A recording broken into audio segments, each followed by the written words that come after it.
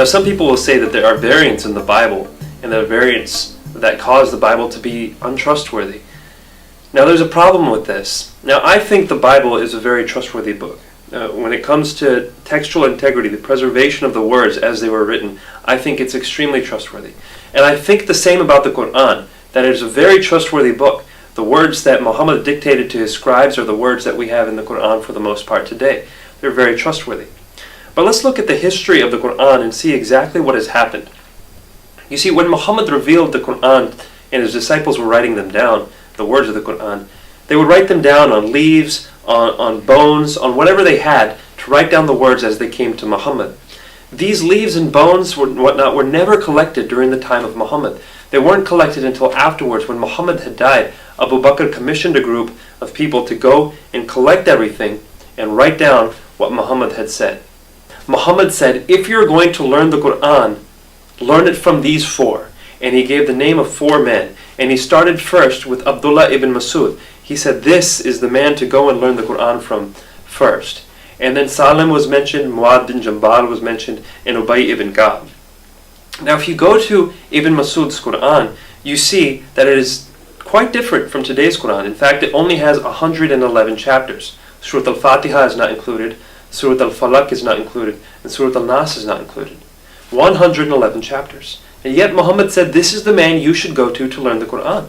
That's found in Sahih Bukhari. The first verse of Surah Al-Baqarah contains the phrase, ذَلِكَ الْكِتَابُ لَا رَيْبَ فِيهِ. This is the scripture of which there is no doubt.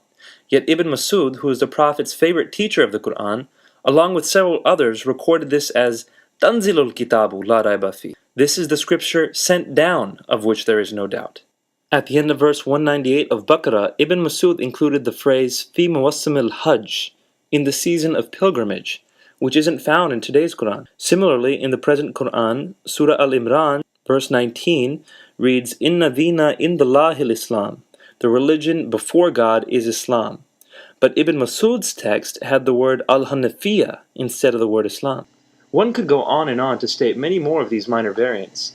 Indeed, there are many such variants between the most ancient mushafs or manuscripts of the Qur'an, from Makkah, Madinah, Basra, Topkapi, Tashkent, variants recorded by Muslim scholars of the Qur'an.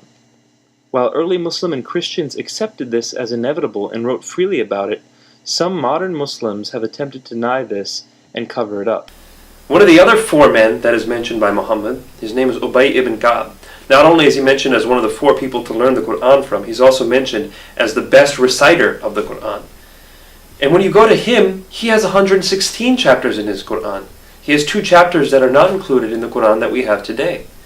So among the people that Muhammad has chosen as the best teachers of the Qur'an, they don't even agree on how many chapters to include. One says 111, one says 116, and in our possession we have 114. And these are serious differences. And yet I, as an investigator into the text of the Qur'an, will say the Qur'an is very well preserved. The words that are there are the words that Muhammad had spoken. And I say the same thing about the Bible. Yes, there are some points where some phrases and whatnot had been included that shouldn't have been, and they are now known to not be included. But this doesn't take away from the trustworthiness of the Bible. The Bible is still extremely trustworthy. Just as the Qur'an is very trustworthy, so is the Kitab al-Muqaddas. And therefore, I don't cast any sort of accusation either against the Bible or the Qur'an. I say their texts are both very trustworthy.